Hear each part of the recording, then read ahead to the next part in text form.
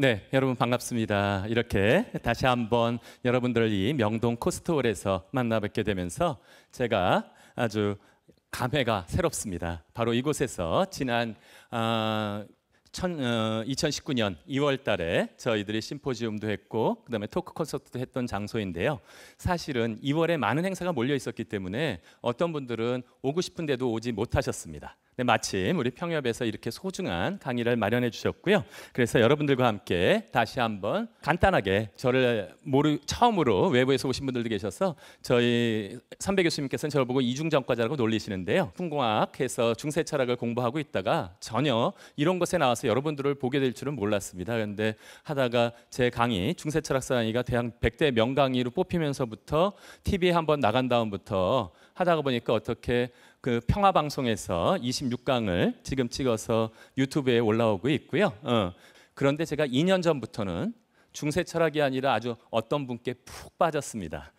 김수환 추기영 연구소장을 맡으면서부터 그 전부터 저는 아주 개인적으로 추기영님을 존경해 왔지만 오히려 김수환 추기영님의 정신을 여러분들과 함께 나누는데 적지 않게 저희 종국 못지않게 많은 시간들을 나누어서 쓰고 있고요. 오늘도 더더군다나 3번에 걸쳐서 첫 번째는 우리 김수환 추기영님의 삶과 신앙에 대해서 말씀을 드리도록 하겠고요. 그 중에서도 여러 가지 가르침 중에서도 가장 소중한 2가지 주제를 제가 뽑은 것이 두 번째 강의는 정의와 평화에 대한 이야기입니다. 바로 민주화에 대한 이야기들을 여러분들과 함께 나눠보고자 하고요.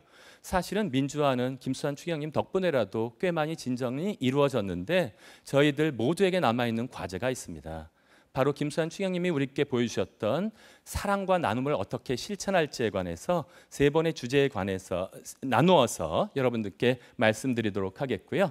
그래서 제가 오늘 강의의 목차는 처음에 들어가는 말씀을 드린 다음에 인간 존중에 대해서 추기영님이 강조하셨던 것, 그리고 신앙을 일반적인 신앙 믿음만으로 끝난 것이 아니라 김수환 추기영님께서 바로 이성과 신앙에 대한 조화를 가르쳐 주셨기 때문에 이 내용과 순서에 따라서 한번 강의를 진행해 보도록 하겠습니다. 여러분 표정이 너무나 굳어지셨기 때문에 재미난 드라마 여러분들 안 보셨던 분들도 적어도 이름은 들어보셨을 스카이 캐슬이라는 드라마 아주 공전의 히트를 쳤습니다. 한편으로 원하든 원하지 않든 그 입시 지옥에 대해서 고생하면서 자녀 교육에 대해서 많은 고통을 겪으셨던 분들은 좀 과장된 부분이 있다고 하더라도 공감이 갈 수 있는 굉장히 많은 부분들이 있었고요. 근데 그곳에서 이미 여기에 스카이 캐슬에 들어갈 만한 사람들은 일반 사람은 들어가지도 못했습니다. 적어도 법률과 의사들 굉장히 존경받는 분들이 들어갔음에도 불구하고 마음처럼 안 되는 게 있지요? 자식 교육입니다. 정확하게 알고 계신데 제가 교수님들을 뵈도 교수님들이 그렇게 자기는 공부를 잘하는데 자녀 공부를 시키는 데는 아주 재주가 없더라고요. 마음고생을 많이 하시는데 스카이 캐슬에서 정말로 누구보다도 공부와 사회적인 지위와 명성을 얻고 계신 분들임에도 불구하고 그들은 그 자신들이 얻은 성과를 대물림해 주기 위해서 모든 수단과 방법을 가리지 않는 이야기들이 그곳에서 반복해서 나온 바가 있었습니다. 제가 간혹적으로 이 드라마를 지나가다가 보면서도 드는 질문이 하나 있었습니다. 인간 욕망의 끝이 어딘가? 정말 이미 그만큼 가지고 있었고 남들이 그렇지 않아도 좋은 환경 속에서 충분히 공부하고 할 수 있음에도 불구하고 무조건적으로 그것을 움켜쥐기 위해서 노력하는 사람의 모습들을 보면서 과연 끝이 어딜까? 그곳에서 아주 재미나는 표현이 나옵니다. 변호사가 와서 그 피라미드를 만들어 놓고 나서 변호사 아버지는 교육용을 위해서 피라미드를 만들어 놨는데요. 자식들한테 저 피라미드의 꼭대기에 올라가서 지배하라고 그럴 때 거기 아주 성격 좋은 아들이 있습니다. 나는 중간이 좋은데 이런 거 나옵니다. 나는 중간이 좋아서 충분히 만족하고 살 수 있는데 과연 꼭 그렇게 꼭대기에만 올라가야지만 인간이 행복해질까? 과연 그런 사람들만 행복할 가치를 지니고 행복할 수 있는 것인가? 라는 질문이 저한테 들었고요. 그 꼭대기에서 그 성공에서 모든 사람들을 이겨내고 나서야 행복을 찾을 수 있는 것일까? 라는 질문을 가지게 되었다고 하는 것이죠. 맨 처음에는 굉장히 비판적인 눈으로 바라보다가 보니까 그 영화에서 나오는 모습들은 온통 사고의 연속이었습니다. 처음부터 시작할 때부터 어떤 의미에서 자신의 아들을 소위 최고의 의과대학에다가 집어넣어 놓고 나서 그만 어떤 일이 벌어지냐 하면 아들이 엄마의 소원을 다 들어줬으니 진학하지 않겠다라고 얘기하는 순간 어머님은 그 실망감을 참아내지 못하고 결국 자살이라고 하는 극단적인 선택을 선택하는 모습으로 나타나게 됩니다. 그 이후에도 몇 차례의 죽음들이 그 안에서 나타나는데 그것은 그 욕망의 끝을 달려가서 얻은 결론들이 인간을 진정한 행복으로 이끌어주지 못한다라고 하는 사실들을 잘 보여주었다라고 하는 것이죠. 보셨던 분들은 실망하셨어요. 마지막에 급 해피엔딩으로 다 무마해서 실망하신 분들도 계셨지만 사실은 무엇인가 던져줘 보면서 경쟁이 아니라 진정한 행복을 가져다 주는 다른 방법이 있는 것 같다라고 하는 것을 암시해 주는 것으로 그 드라마는 끝내게 됩니다. 그런데 우리들이 때로는 이런 사고를 인생 조중에 만나지 않는다고 하더라도 만년에 와서 지금 이곳에서도 아주 지긋한 나이에 벌써 인생의 많은 고통과 어려움의 시기들을 지나고 이제 성숙과 완성의 시기에 접어드신 분들이 많이 계신데요. 그럼에도 불구하고 때로는 이렇게 억울한 때가 있습니다. 특히 어머님들, 특히 50대 후반부터 점차 드는 느낌이 뭐다? 빈 둥우리 증후군이라고 있습니다.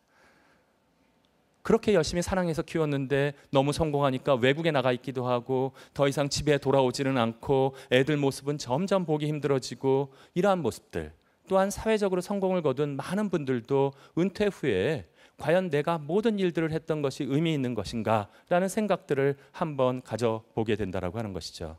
때로는 사고를 마치지 않고 아주 성공적으로 인생을 달려왔음에도 불구하고 계속해서 힘이 빠지는 것은 어떻게 피할 수 없는 경우에도 우리들이 만나게 된다고 하는 것입니다.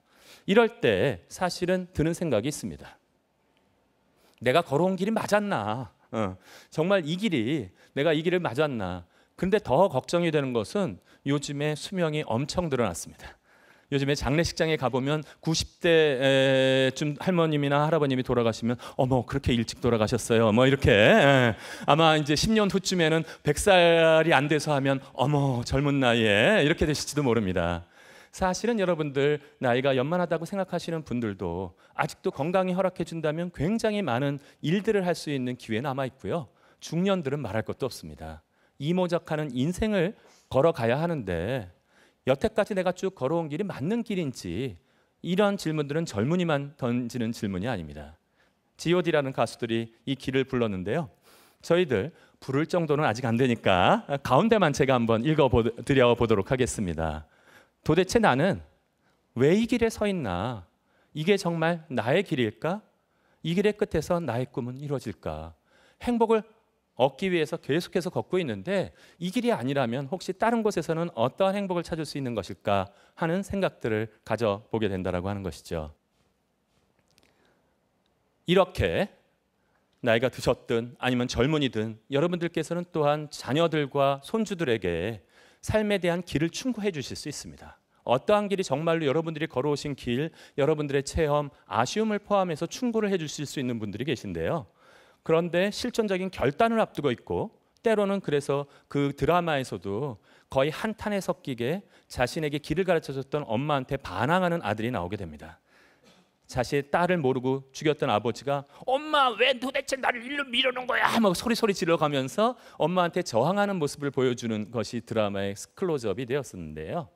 바로 그런 것들에서 대했을 때 새로운 길을 찾으려 한다면 무엇인가 올바른 길을 한번 찾아봐야 된다는 그러한 결정적인 생각들을 하게 되고요. 그것을 위해서 우리 철학자들은 이렇게 충고해 준 바 있었습니다.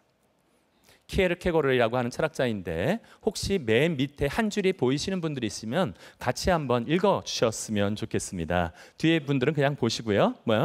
절망이야말로 죽음에 이르는 병이다. 무슨 뜻이냐 하면 아직까지 굉장히 지금 어려운 순간에 있다라고 하더라도 새로운 희망을 가지고 걸을 수 있으면 아직까지는 죽음에 드도라는 것이 아니라고 하는 것입니다.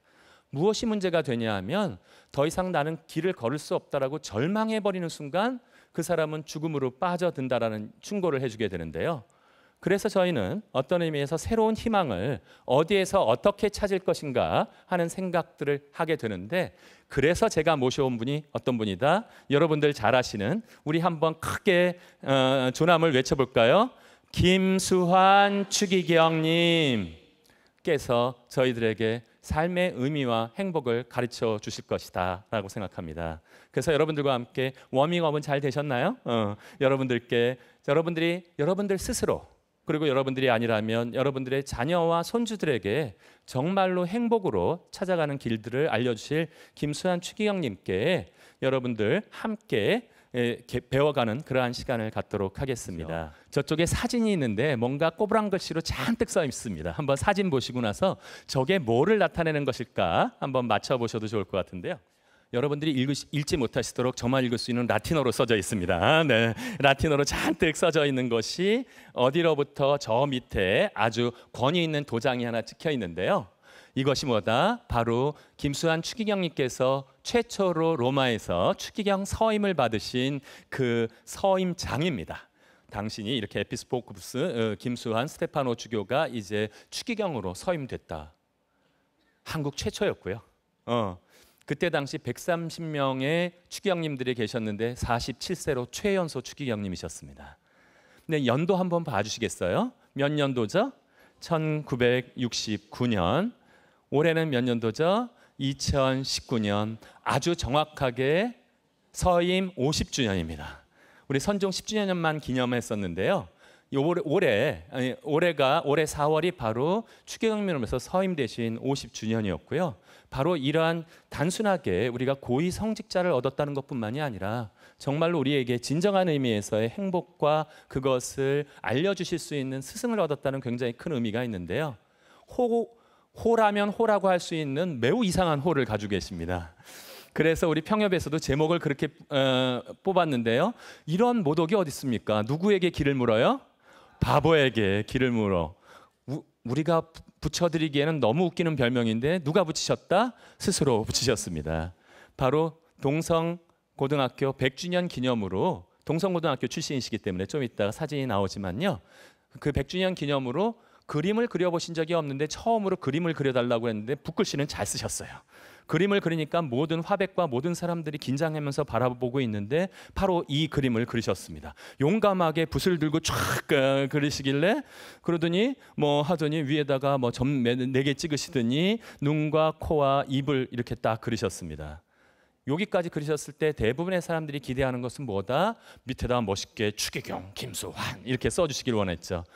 다른 글자를 쓰셨어요. 3글자 보이시죠? 같이 읽어줄까요? 바보야. 그리고 나서는 김수환 자화상 이렇게 쓰셨습니다. 너무 이상하잖아요. 나중에 인터뷰할 때 사람들이 물어봤습니다. 도대체 왜 자화상에 바보라고 쓰셨습니까? 나중에 간략하게 될 때는 그냥 생각나서 썼어요 하시지만 정확하게 물어보니까 이렇게 대답해 주셨습니다. 같이 한번 읽어보실까요?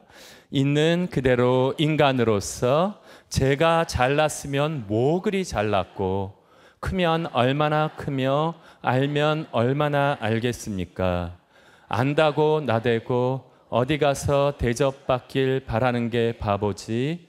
그러고 보면 내가 제일 바보같이 산 것 같아요. 정말로 우리 가장 존경받던 분께서 자신의 삶을 정리하면서 바로 이 바보야라고 부르셨다라고 하는 것은 우리들이 굉장히 앞으로 어떤 길로 이분이 걸어오셨는지를 아주 함축적으로 보여주는 그런 생각이라는 것을 갖게 됩니다. 김수환 추기경님께서는 저희 모두를 갖다가 초대해 주십니다. 무엇을 찾으라고? 인생의 의미를 찾아보라고 초대해 주십니다. 위에 4가지 질문만 한번 읽어주실까요? 돈을 벌기 위해 살 것인가? 밥을 먹기 위해 살 것인가? 입신 출세를 위해 살 것인가? 사랑을 위해 살 것인가? 김수환 추기경님께서 옆에 사진 한번 봐주십시오. 독일에서 있던 독일 기차역의 사진 중에 하나인데요. 혹시 여러분들 중에서 여행을 이렇게 떠나시는 분 계신가요? 역에 가서 아무 기차나 들어오는 대로 덥석 집어탑니다. 국내 여행은 가끔 보니까 아주 드물지만 그렇게 여행 떠나시는 분이 계시더라고요. 혹시 아주 중요한 비싼 돈을 내고 가는 해외여행을 이렇게 떠나시는 분 계신가요? 인천공항 나가서 아무 비행기나 뜨는 비행기를 탑니다. 그런 사람 막기 위해서 태워주지 않습니다. 추기경님께서 이 말씀을 던지셨던 이유 중에 하나는 무엇이냐 하면 아무도 여행을 한번 떠나는데도 목적지를 생각하고 어디로 가는 것이 옳은지를 생각하고 떠나는데 인생에서는 반복할 수 없는 단 한 번의 소중한 여행, 하나님께로 가는 소중한 여행을 하고 있는데 그것에서 어떻게 어디로 가는지 충분히 고려하지 않고도 여행을 떠날 수 있느냐라고 반문하고 계신 것입니다. 사실 이것에 대한 답은 오늘 첫 시간 다 드리지 않겠습니다. 그러면 왜요? 두 번째, 세 번째 안 오실까 봐. 인생의 의미를 어디서 찾을 수 있는지에 관해서 제가 아주 차근차근 6시간의 강의 동안 여러분들과 함께 이야기를 찾아가 보도록 하겠고요. 이것은 요즘에 AI, 인공지능 4차 산업이라고 얘기합니다. 하지만 모든 과학기술이 발달하더라도 해줄 수 없는 것이 있습니다. 우리들이 무엇을 하라고 하는 얘기들은 요즘에 음성인식되고 다 할 수 있고 심지어는 제 나이가 될 정도 되면 아마 요양 로봇이 나올 겁니다. 박 교수 좀 무거워 이러면서 로봇이 와가지고 저를 들어줄지도 모르지만 적어도 무엇은 해줄 수 없냐 하면 인간들의 삶의 의미를 찾는 것은 로봇과 어떠한 기술도 해줄 수 없다라고 하는 것입니다. 더더군다나 이것은 남이 해줄 수도 없습니다. 그래서 자녀 교육이 어려운 것은 무엇이냐 하면 자녀가 20세 성인이 되는 순간부터는 그 삶의 의미와 그것을 선택하는 것은 누구뿐이다. 각각의 개인들만이 진정한 행복을 가져다 줄 수 있는 의미를 찾을 수 있다라고 하는 것이죠. 그렇기 때문에 우리가 이런 현대 사회에서도 김수환 추경님과 함께 삶의 의미를 찾는 작업을 계속해서 해나가 보도록 하겠습니다. 삶의 의미를 찾는 작업 중에 가장 중요한 것은 김수환 추기경님께서 전집이 나와 있습니다. 18권으로. 대단한 거예요. 김수환 추기경님께서 쓰신 매우 중요한 문서들을 다 모아서 18권으로 내놓았는데 거기에 빠진 것들이 있었습니다. 그래서 다시 교구에서 말씀집이라고 해서 34권을 내놨습니다. 34권이 나와 있기 때문에 그걸 여러분들이 다 읽으시려면 100세를 넘기셔야 됩니다. 그래서 제가 그중에서 가장 엑기스만을 추려왔고요. 김수환 추기경님 전집과 말씀집에 나온 것 중에 그런데 너무나 신기하게 끊임없이 반복되고 있는 단어가 있습니다. 아까도 몇 번 반복되었는데 인간이라는 단어입니다. 인간이 잘났으면 뭐라고 잘났길래 하면서도 끊임없이 강조하셨던 게 뭐냐 하면 인간에 대한 존중이야말로 가장 소중하다는 이야기를 김수환 추기경님께서는 끊임없이 얘기해주고 계신 것이죠. 아까 여러분들 중에서는 걱정이 없는 것이 있습니다. 걱정이 없는 것이 계신데요. 제가 김수환 추기경님을 가장 당황하는 모습을 뵌 것은 신학교에서 김수환 추기경님께서 방문하셨을 때 저희 때 학장 신부님이 아주 개성이 넘치는 학장 신부님이 계셨습니다. 학장 신부님께서 뭐라고 아주 설파하셨냐면 신학생들을 다 모아놓고 영성 강화 시간에 신학생들은 3가지만 주의하면 된대요. 3쾌만 주의하면 된다라고 얘기했습니다. 뭔지 아시는 분 계실 것 같아요. 무슨 쾌가 쾌면, 쾌식, 쾌변이었습니다. 갑자기 김수환 추기경님의 얼굴이 굳어지셨습니다. 아니 학장 신부님께서 열심히 강의해 주시는 것이 어떻게 이것일까 굉장히 깊은 뜻이 있었는데요. 가장 건강이 중요하다라고 하는 것이었지만 사실 그 3가지 조건을 이루는 것은 인간들만 그 3가지 조건을 이루는 것은 아닙니다. 다른 의미에서는 어떻게 하면 동물들이야말로 요즘에 고통을 받고 있는 돼지들이야말로 잘 먹고 잘 자고 그다음에 잘 하고 이 모든 것들을 이루는 건 동물들이기 때문에 삶의 의미를 묻는 것은 김수환 추기경님께서 뭐라고 얘기하시느냐 인간밖에 없다라고 얘기합니다. 물론 반려견들도 생각할 수 있겠죠. 내가 주인을 잘못 만났다. 뭐 이렇게 생각하면서 여러 가지 갈등을 느낄 수 있지만 적어도 우리들에게 말을 걸어오질 않습니다. 여러분들 눈빛으로 아시는 분들이 계실지 모르겠지만 적어도 반려견들의 의미를 포함해서 그들의 행복과 그 모든 것들은 누가 선택한다? 인간들이 선택해 줄 수 있고 누구야말로 의미를 찾고 고통스러워하고 방황하고 그러한 모습들이 어떤 의미에선 갈등하고 길을 찾는 것이야말로 인간다운 길이라고 김수환 추기경님께서는 우리에게 얘기해 주시는 것입니다. 지금 마음이 무겁고 힘드신 분이 있다면 한번 자기를 안아주세요. 이렇게 자기 한번 안아주실래요? 여태까지 여러분들 달려오시면서 더더군다나 그 어려운 철학 교수의 강의를 듣기 위해서 이곳에 오셨다는 것만 해도 장하십니다. 어떤 의미에서. 그래서 한번 안아주시고요. 그리고 지금 괴롭다라고 하더라도 무엇을 절망하지 않고 희망을 가지고 나아갈 수 있다면 우리 여러분들 다 같이 한번 희망을 찾아가는 것 쪽으로 우리 김수환 추기경님과 함께 여행을 떠나도록 하겠습니다. 우리들은 그래도 무사히 살아왔는데 젊은이들은 녹록하지 않습니다. 아주 놀라운 것은 아마도 여러분들 고생하셨고 어렸을 때 좀 이따 나올 김수환 추기경님이 어린 시절과 비교해 보면 누군가 얘기했습니다. 조선 역사, 이 한반도에서 이루어졌던 역사 5,000년 동안 중에 물질적으로 이렇게 풍요하게 모든 사람이 살아간 시기는 없다라고 얘기합니다.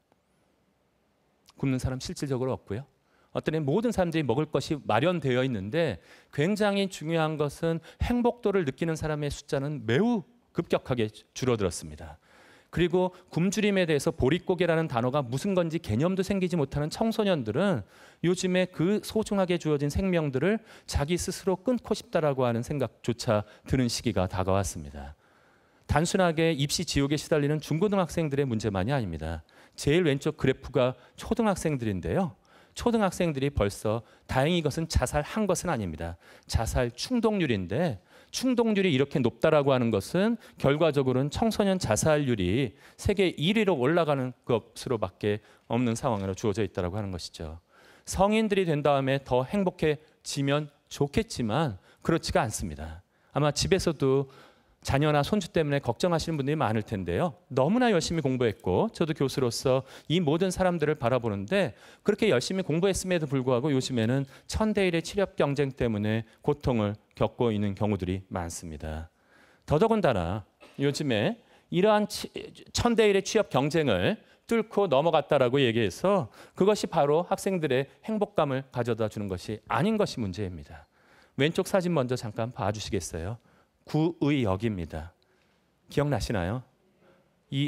약 2, 3년 전에 이곳에서 19세 한 청년이 처음으로 일 들어가자마자 들어오는 그 스크린도어를 수정하다가 그만 들어오고 있는 혼자 작업하고 있다가 지하철을 피하지 못하고 이곳에서 젊은 생을 마감하고 말았습니다. 그 배낭 안에 담겨 있던 것은 일하기 올 때 배낭 안에 우리를 더 슬프게 만들었습니다. 제대로 식사하지도 못하면서 컵라면으로 시간을 때워가면서 일하겠다라고 얘기하면서 우리 모든 사회는 눈물을 흘렸고 이들을 정말로 살아갈 수 있게 해주자고 정말로 열심히 노력하면서 이 포스트잇을 붙여가면서 이것을 대한 마음에 대한 결심을 했습니다. 하지만 지난번 김용균 군 기억나시나요? 화력발전소에서 또다시 바로 젊은 생명들을 잃어버리는 일들이 과학이 이렇게 발달됐고 이제 정말로 경제적인 수준이 이렇게 높아진 상황 속에서도 이런 일이 반복되고 있다면 이런 것들은 다시 한번 우리 인간에 대한 존엄에 대해서 생각하게 해주는 그런 계기가 될 수 있다고 하는 것이죠. 김수환 추기경님께서 즐겨 독서를 굉장히 많이 하셨습니다. 여러분들도 아마 좋아하시는 분들 계실 텐데요. 헨리 나우엔 신부님 아시죠?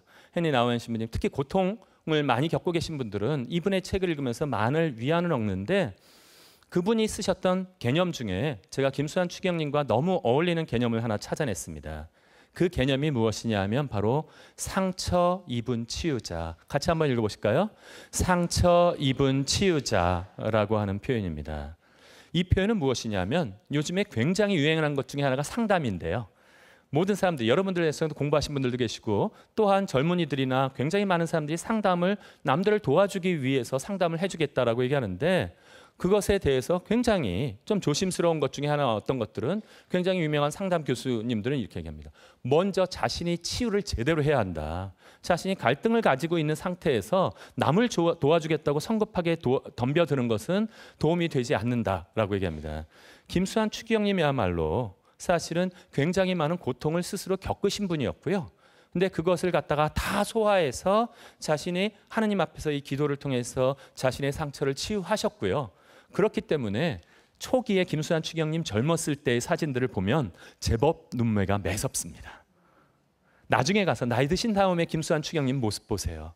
그 매서움이 많이 순화되었고 자기 스스로 어디에 가시든지 껄껄껄껄 웃으시면서 아주 우리들을 편안하게 해주셨던 그것에서는 무엇이다? 자기 스스로 상처를 입었었지만 그 상처를 상처로서 되갚지 않고 복수나 분노로 되갚지 않고 무엇을 통해서 자기 스스로 치유받은 것을 그것을 토대로 해서 남들을 도와주신 분이다. 그런 의미에서 우리 김수환 추기경님의 생애로 잠깐 들어가서 찾아보도록 하겠습니다.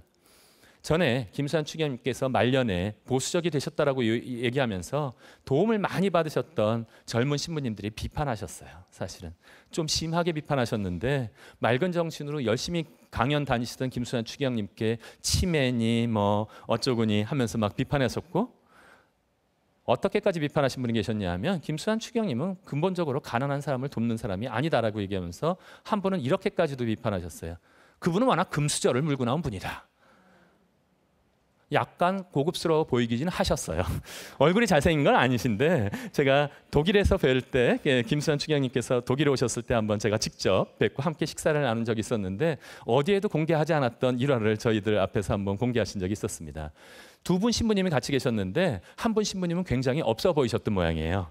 그러니까 독일 할머님들이 가서 신학생 둘이 신부님이죠. 신부님 두 분이 가시면 꼭 쌈지 주머니에서 꺼내 가지고서 돈을 꺼내 가지고서 김수환 추기경님, 그때 김수환 신부님을 지나쳐서 그 신부님한테만 갖다 주시는 거예요.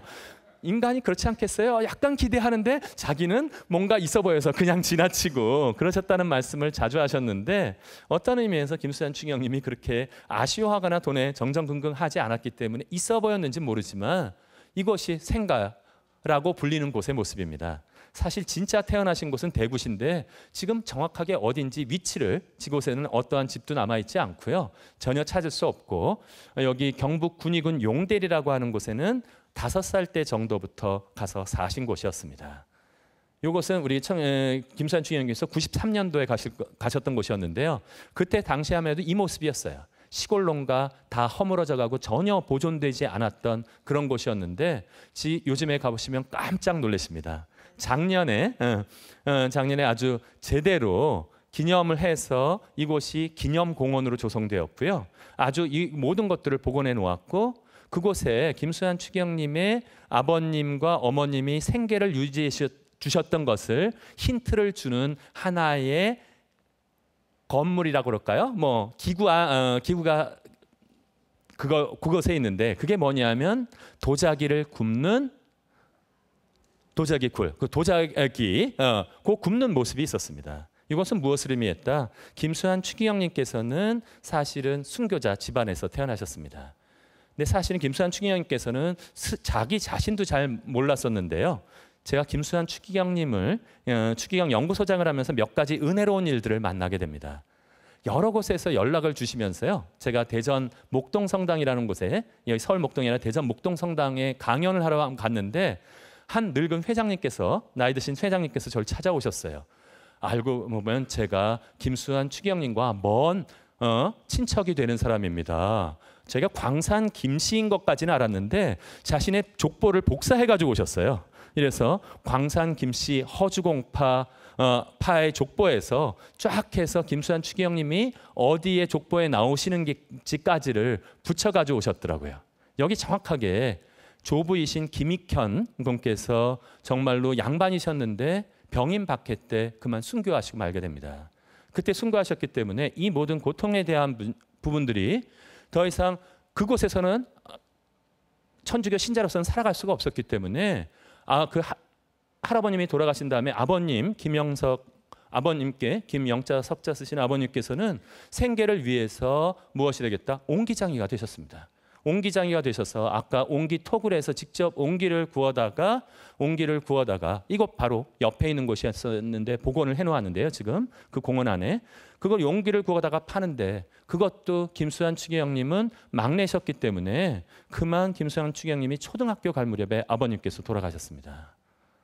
누가 기르셨겠어요?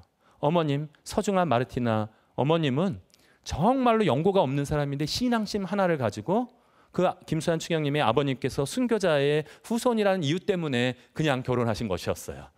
아주 그 가난에 대한 고통을 모두 다 물려받으면서도 어머님은 정말로 철저하게 매번 기도를 통해서 그 기도를 통한 가장 소중한 유산을 나눠주셨고요. 바로 이곳에서, 바로 이 집에서 계속해서 살아가셨는데 집안마다 한 번씩 뒤집히는 일이 생겼습니다. 그것이 뭐였냐면 그 가난한 와중에도 신부님이 한 번씩 그 지역을 군위군 용대리를 방문하실 때는 자신의 집을 공소로 내놓으셨습니다. 1년에 한 번씩 그 돈이 없는 중에도 도배를 하셨고요. 그것을 계속해서 이런 과정 속에서 이 집에서 길러 나가고 계셨는데, 그 와중에 어머님은 남편이 돌아가시게 되자 생계를 위해서 작은 이 토기를 가서 팔거나 아니면 포목을 팔기 위해서 포목상을 짊어지고 장터를 누비셨습니다. 몇 번은 따라갔지만 어머님은 이 어린 김수환을 데리고 장터를 누비실 수는 없었기 때문에 어린 김수환 어린이를 남겨놓고 나서 그만 장터로 다니시게 되면 김수환 어린이는 저녁이 다가오면서 두려움이 오면서 항상 어디 나갔다 동구 밖에 나가서 어머님을 기다렸습니다. 그래서 김수환 추기경님은 석양만 보시면 어머님의 생각을 항상 하고 계셨는데 저 멀리서 어머님의 모습이 달려오면 동구 밖까지 마구 달려가서 어머님의 그 짐을 들고 손을 잡고 돌아오는 그 모습, 어머님을 만났을 때 가장 행복한 것, 행복은 근데 잠깐이었습니다. 어머님이 집에 돌아오시면 일을 하신 다음엔 기도부터 시작하십니다. 그러면 옆에서 그냥 조는 겁니다. 우리 김수환 추기경님 계속 꾸벅거리면서 졸고, 그런 일을 하면서도 김수환 추기경님은 어머님이 고통스러우신 모습을 알고 어렸을 때 일찍이 세상을 깨달아서 자신의 목표를, 길을 뚜렷하게 정했습니다. 나는 읍내에 나가서 상해에 들어가서 장사를 배워서 5, 6년 동안 장사를 배운다면 내 스스로 가게를 열어가지고 돈을 많이 벌어서 25세에 구체적이세요. 꿈이 초등학교 때 꿈이 25세 때 자신의 장가를 가서 자녀를 얻고, 어머님께서 몸이 약하신데 보약을 해드리는데 어머님이 삼을 좋아하시니까 꼭 삼을 사드려야겠다. 이게 어렸을 때 소년 김수환의 꿈이었습니다. 이렇게 명확한 꿈을 가지고 있었는데 그 꿈을 어머님이 깨버리셨습니다. 어떻게 깨버리셨냐 하면 대구에 가셔서 어느 날 가서 아무 말씀은 안 하셨는데, 이건 김수환 추기경님의 추정인데요. 나이가 드신 다음에 어느 날 갑자기 오더니 바로 손위의 형, 나머지 형과 누나님들은 다 집을 떠나셨고 바로의 손위의 형 김동환 신부님과 김수환 신부님만 집에서 같이 살고 있었는데, 동환과 수환을 불러놓고 너희 형제들은 내가 생각해보니 너희들은 꼭 신부가 돼야 되겠다. 동환 신부님은 되실 생각이 있었던 모양이에요. 네, 어머님 하고 흔쾌하게 갔는데 우리 수환 어린이는 뭐야? 나는 아닌데, 여기까지만 얘기했답니다. 나는 아닌데 그러면서 어쩔 수 없이 보살핌 속에서 우리 김수환 어린이도 성 유스티노 신학교라고 소신학교입니다. 대구에 있는 소신학교로 들어갔는데, 여러분들 지금 졸리실 수 있으니까 우리 김수환 어린이 찾기를 한번 해보도록 하겠어요. 굉장히 어려운 과제죠. 이 어려운 과제 중에 어디에 이 많은 학생 중에 어떻게 김수환을 찾나라고 할 때 앞에 계신 분들은 보이실 거예요. 왼쪽에서 셋째 줄 지금 보면 아주 비슷하게 눈 좋으신 분들은 무엇인가 닮아져 있다라는 닮은 모습들을 여기서 볼 수 있는데요. 이 유스티노 신학교에서 꽤 열심히 공부를 잘하시고 그랬기 때문에 아주 뽑혀서 어디로 유학을 오시게 된다? 서울 해화동 신학교로 유학을 오시게 됩니다. 여기서도 한번 또 찾기를 한번 해보도록 하겠습니다. 정반대의 위치에 한번 있는데요. 이곳에서는 키도 작으신데 왜 뒤에 가셨는지 바로 이미 찾으신 분들 계신 것 같아요. 여기입니다. 여기에 보면 아주 작은 얼굴인데도 우리 김수환 추기경님을 찾을 때는 아주 방법은 간단합니다. 인중이 기십니다. 인중이 길기 때문에 어렸을 때부터 인중이 길었고 계속해서 나왔는데, 이 동성상업학교까지 올라와서 신부님들이 워낙 공부도 잘하고 성실하니까 추천해서 신학교까지 왔는데도 김수환 추기경님은 어렸을 때의 꿈이 뭐였어요? 장사해서 장가 가는 거였잖아요. 그 꿈을 버리지 않으셨어요. 그래가지고 근데 어머님이 신학교에서 똘레라고 그러거든요. 쫓겨나면 어머님이 얼마나 큰 상처를 받으실까봐 망설이면서도 자기 스스로 나오게 되면 더 큰 상처이기 때문에 어쩔 수 없이 음모를 꾸미게 됩니다. 똘레를 당하자, 쫓겨나자라고 했어요. 가장 소신학교 때의 방법은 아주 엄격해서 요즘엔 신학생들도 자기 용돈 정도는 가지고 있어도 되는데, 당시에는 가난을 실천하기 위해서 신학생들이 절대로 돈을 못 가지고 있었던 규칙이 있었던 모양입니다. 가난한 김수환 신학생이 돈이 별로 없었어요. 가진 거 1원밖에 없었어요. 1원을. 근데 어떻게 됐다? 쫓겨나기 위해서 책상 서랍을 열고 1원을 거기다 딱 놔뒀습니다. 그러면 어떻게 돼요? 신부님이 지나가시다가 보고 나서 이거 잘못했으니까 너 바로 이렇게 야단을 내고 내쫓아 주실 줄 알고 이렇게 시작을 했었는데, 일주일이 지나도 2주일이 지나도 서랍을 안 닫는데도 내쫓질 않으시는 거예요. 첫 번 계획은 실패로 돌아갔습니다. 돈 내고 하는 것은 그래가지고 좀 큰 다음에 갈등 느끼는 것 중에 정말로 막 걱정이 되니까 아프다 그래서 한번 쫓겨나야 되겠다라고 생각해가지고서 꾀병을 부려서 이번에는 또 꾀병을 부려서 그 보건실에 가서 누워 있었거든요. 몸이 계속해서 아프면 사제가 되기 힘드니까 내쫓아 주실 줄 알고. 근데 선배 신학생이 물어봤어요. 너 어떻게 아픈데? 꾀병인데 뭐 어떻게 아프겠어요? 머리도 지끈지끈 아프고 뭐 코도 좀 나오는 것 같고 숨쉬기도 어렵고 그랬더니 선배가 얘기할 거예요. 혹시 그거 축농증 아니야? 그래가지고 그 병명을 처음 들었습니다. 그리고 신부님한테 가서 너 어디가 아픈데? 아무래도 축농증인 것 같습니다. 이렇게 얘기했어요. 그래가지고 신부님이 축농증이라면 그때 당시에도 좀 위험할 수 있었으니까 병원으로 보냈습니다. 병원에서 의사 선생님이 진단을 했는데 진짜 축농증이었어요. 진짜 축농증이었고 그만 그래서 오랫동안 놔두었을 질병을 치료하고 어쩔 수 없이 다시 신학교로 돌아왔습니다. 다시 신학교로 돌아오는 일이 그럴 정도로 신학교에서 멀리 떨어지고자 했었는데요. 동성상업학교 을조 일제시대 때 더 큰 극적인 사건이 하나 있었습니다. 극적인 사건이 하나 있었는데 일제시대 때 아마 얘기를 듣거나 그러신 분들은 황국 신민에 대한 서약이 있었고요. 어느 정도로 지독했냐 하면 일본의 교육청에서 아예 모든 지금으로 따지자면 고등학교에 윤리교육, 도덕교육의 문제를 이미 냈습니다. 문제가 뭐였냐면 황국 신민으로서의 결심에 대해서 자신의 결심을 기술하라고 하는 것이 기말고사 문제였어요. 근데 그때 김수환 추기경님은 당시 너무나 고통을 받는 모습을 봤기 때문에 일본인들에 대한 반일 감정이 꽤나 높아지신 상태였습니다. 그런 상태에서 그런 문제를 받고 나니까 딱 두 줄 쓰셨어요. 나는 황국 신민이 아님. 그래서 아무런 소감이 없음. 두 줄을 쓰신 거예요. 이거야말로 진짜 큰 사건이었는데 이것을 갖다가 제출했는데 아니나 다를까 교장 신부님이 부르셨어요. 네가 지금 무슨 짓을 했는지 아냐는 거예요. 너 개인에 대한 문제가 아니라 지금은 아주 그냥 일제가 눈에 시뻘겋게 해서 감시를 하고 있는데 지금 이곳은 일본인들이 다니는 학교가 아니라 조선인들이 다니는 학교고 동성상업고등학교가요.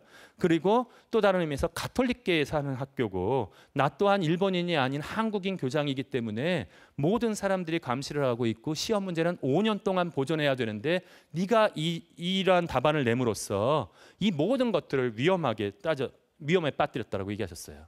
김수환 추기경님은 그때는 너무 젊은 혈기로 그럼에도 불구하고 제 양심에는 흔들림이 없습니다. 짝! 하고 뺨을 맞았어요.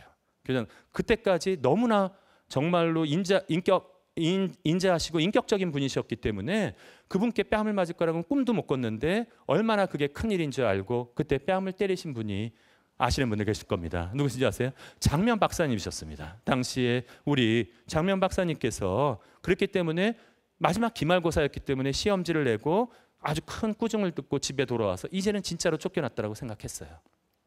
전전긍긍하고 방학을 보내고 나서 다시 해화동으로 돌아왔을 때 아니나 다를까 보니까 해화동에 대구대교교회 주교님이 와 계신 거예요.